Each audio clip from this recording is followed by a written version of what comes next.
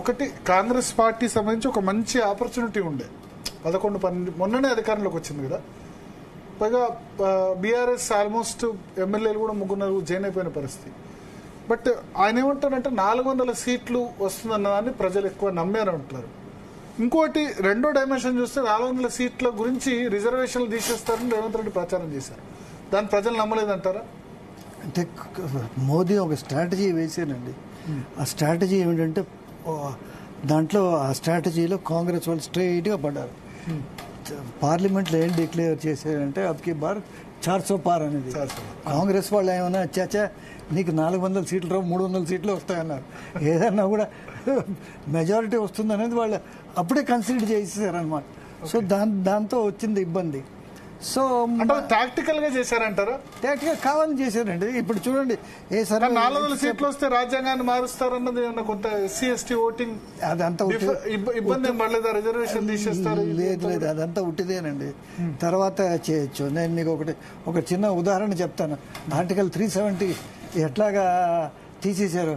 Article 370 ఎప్పుడైతే తీసినప్పుడు రాజ్యసభలో ఇంట్రడ్యూస్ చేశారు, లోక్సభలో కాదు. రాజ్యసభలో మెజారిటీ లేదు. అయితే ఏం జరిగిందంటే ఇది తెలుసుకోవాలి, బీజేపీ వాళ్ళ టాక్టిక్స్ ఎలాగుంటాయి. రాజ్యసభలో కొంతమంది కాంగ్రెస్, కొంతమంది సమాజ్వాదీ పార్టీ, కొంతమంది బీఎస్పీ ఎంపీస్ మేనేజ్ చేసుకున్నారు. హౌస్లో రాకుండా హౌస్లో పాస్ అయిపోయింది ఏది.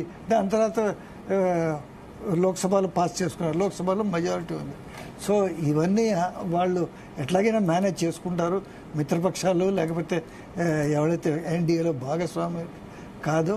కానీ ఏమిటంటే వాళ్ళు ఈ ట్రాప్లో పడడంతో వాళ్ళకి ఈ ఎన్డీఏకి ఇండియా అలయన్స్కి వాళ్ళు ఇదైపోయారు. దాని తర్వాత మన రాష్ట్రానికి వస్తే ఇక్కడ మరి చాలా కొంచెం ఏమి తప్పులు చేయకపోయినా కూడా కాంగ్రెస్ ప్రభుత్వం ఈ గత 6 నెలల్లోని దాని తర్వాత కొంచెం ప్రొయాక్టివ్గానే ఉంది. బట్ ఏమిటంటే ఇక్కడ మోదీ ఈ ప్రభావం బాగా ఉన్నట్టుంది. లేకపోతే ఈ ప్రతి సర్వేలో ఒకటే ఇది ఉంది, బీజేపీకి ఎక్కువ సీట్లు చూపిస్తున్నది. ఇది మోదీ హవామే అనుకోవాలి మనం. ఓకే. సో రాకేష్ రెడ్డి గారు